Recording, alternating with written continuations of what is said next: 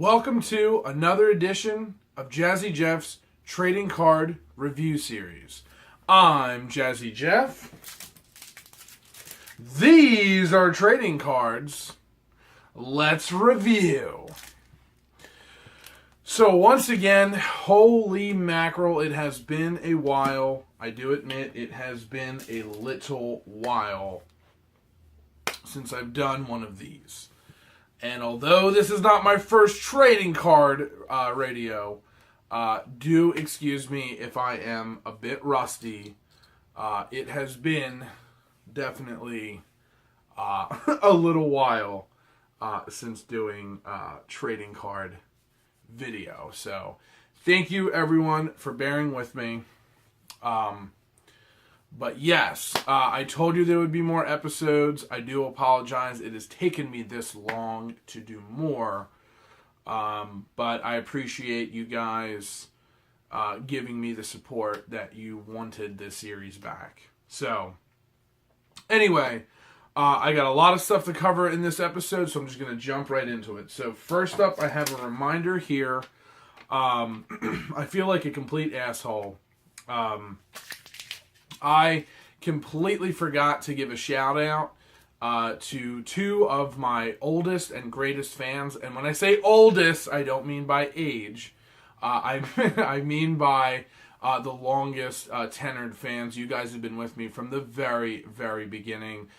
These two are Brenda, a.k.a. the Art Wench, of course, and Colin, a.k.a. a part of Colin Richards' art, and he obviously has the YouTube channel Markers and Monsters. And just want to say on a side note, fantastic Drawloween 2017. Definitely looking forward to 2018. Brenda, obviously, thank you for always sending me great, awesome items. I still have the Krampus right here, and it definitely brings me nightmares and keeps me happy. Don't worry, I still have his bag. Rob the Robot is actually sporting it. But yes, there he is in all of his glory. So, very cool stuff. But the whole reason why I bring you guys up is because, like an idiot, all of the unopened trading cards that I've received over the past year and a half now, I guess, they all ended up just getting put together in one box, and I lost track of who sent what. I know that Brenda sent me some dinosaur attacks cards, as well as Colin, I believe, sent me some dinosaurs attacks cards. So you both are going to get a special shout out. Sorry I did not mention you guys in the dinosaurs attack cards, video that I did. Anyway, thank you for those cards. I really do appreciate it. I've said this before, and I'll say it again. Without you guys sending me the cards, there would be no episodes of this series. So I really, really do appreciate you guys sending me cards. It's awesome. So thank you, you two. You are a part of the series being back now. Up next, obviously, the trading cards I have today. These ones I remember were definitely given to me by Colin Richards. So I figured I will throw this up here. Obviously, Colin Richards' information will definitely be in the description below the video. And here is his YouTube page, Markers and Monsters. So I definitely recommend, if you did not see or watch any of Markers and Monsters Drawloween 2017, I recommend that you do that. And in general, just check out Colin Richards' stuff. I like it. I show it all the time. I think it's really cool. And he has drawn me some very, very, very cool cards. So, up next, obviously, the trading cards. So, let me get to them. I got two sets. So, this set, obviously, is going to be broken into two videos. So I figured this video would be sort of the shout out, catch everybody up. I'll show a pack, and then the next video, I'm going to show the second pack. And then I did mention before that I want to start showing you guys some cooler items and cooler things along with trading cards, but non-trading card related, to start showing off some of the other cool collectibles I have in the game room. So that is that. So anyway, without further ado, let's get to the cards. All right, so these are Bernie Wrightson, Master of the Macabre. These are 10 trading cards, and it says, look for horrific holograms and autographed cards, ! I know absolutely nothing about these. I did zero research on purpose because I wanted to head into this as surprised as I possibly could be. I feel bad that I was not able to get around to showing these cards during the month of October. But then again, my personality, I love horror. I'm around it year round. So, I mean, I don't need to, like, shove every single horrific thing into 1 month. I think it's actually pretty cool to spread it out to make the whole year feel a little spooky. So that being said, Bernie Wrightson, these are from 1993. These are by, it looks like it says FPG Cards, division of the Fred Landier Publishing Group. So there's their information. They're based out of Pittsburgh, which is kind of cool because I'm obviously from Pennsylvania. So some local cards. And there's some information on the back here. It says, this is a 135 card series that features things that go bump in the night. Don't miss the special 45 card Frankenstein subset that includes several pieces which were not reproduced in the 1983 illustrated classic Mary Wollstonecraft Shelley's Frankenstein. So interesting. Okay, well, let me just, like, crack into these because these are just so cool. Once again, I love the green look of it. Very Frankenstein-ish, of course. I love this, you know, that real detailed looking, you know, just very macabre for sure. Just the axe and that decapitated head. I believe Colin said that these were trading cards that inspired him to do some of the art that he does. Sorry, Colin, if I said that incorrectly, but I believe these were the ones that you said. Definitely kind of inspired you and got your blood pumping. So here we go. Let's slide these out. So as always, I'm just going to go through them one by one. And so here we go. So here is the first one. Very Clive Barker-ish, I want to say right off the bat. I love the giant mouth and the teeth. These cards are very glossy, so they are sticking together. But it doesn't look like they got ruined.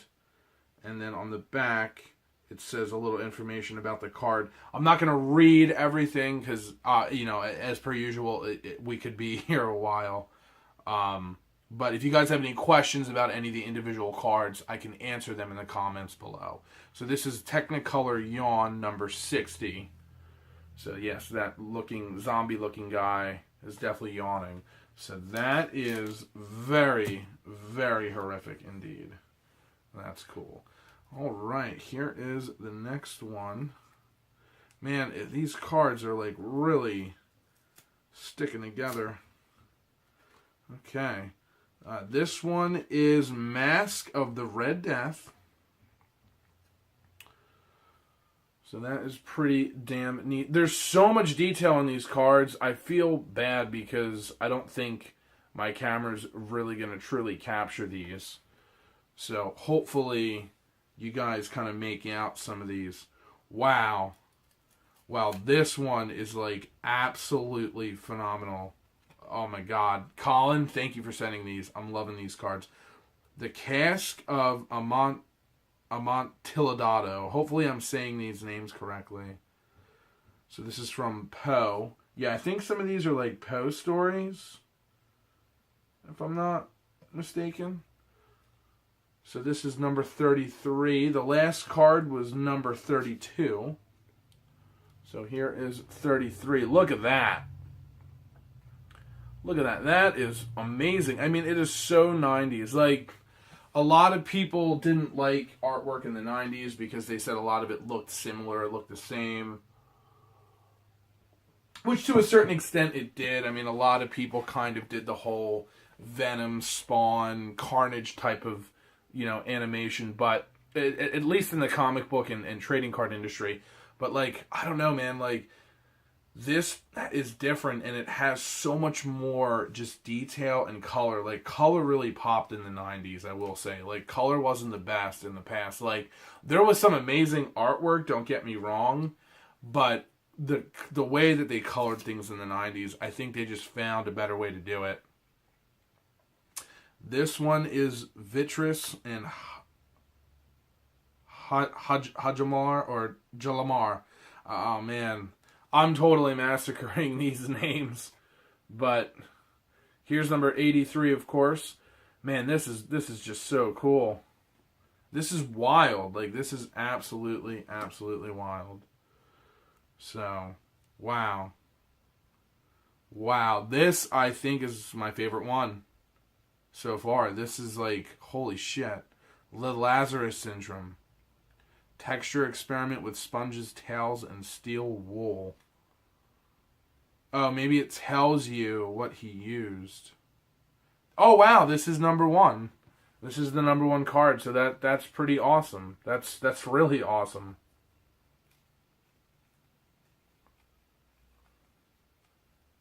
That's really, really awesome. I love the idea of trees being alive. I mean, obviously trees are alive because they're plants, but I mean, like, as, like, moving, living beings that, like, protect, ancient land and stuff like that. Kind of like in Lord of the Rings, obviously. Man, these cards are, like, just so shiny and glossy. Wow, look at this one. This one's Perpetual Exile.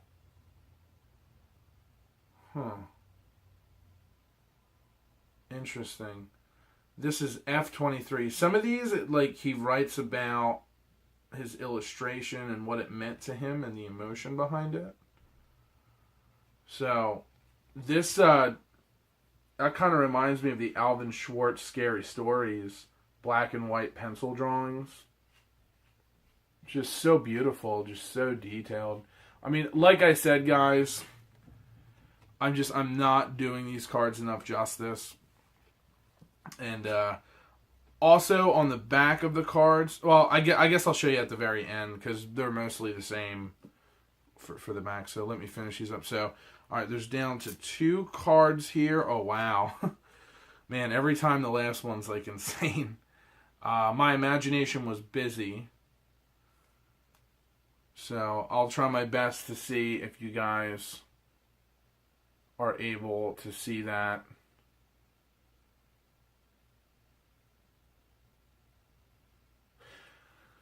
Wow. Yeah, that's wild.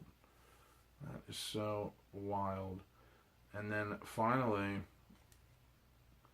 Deep in Study. By the way, this card was number F13. Friday the 13th. This is F5. Deep in Study. The Bride of Frankenstein is one of my favorites. That particular film is very well made and a delight. Well, always back to Frankenstein and a delight to view. When it came out in 1935, some people complained that it moved too fast. By today's standards, it is too slow. That's funny. That is funny. Yeah, I mean, I don't know. I would call a lot of other Universal films slow. I wouldn't necessarily say that about Frankenstein, but... So, there you guys go. This was the first set of 10 trading cards of Bernie Wrightson, if I can speak. And, yeah, these were fantastic. Obviously, this one was my favorite, definitely, today. So, anyway, guys... there's going to be a part 2. Obviously, I have a second set. This was part 1. So, thank you guys so much for watching. and I'll see you back here for part 2.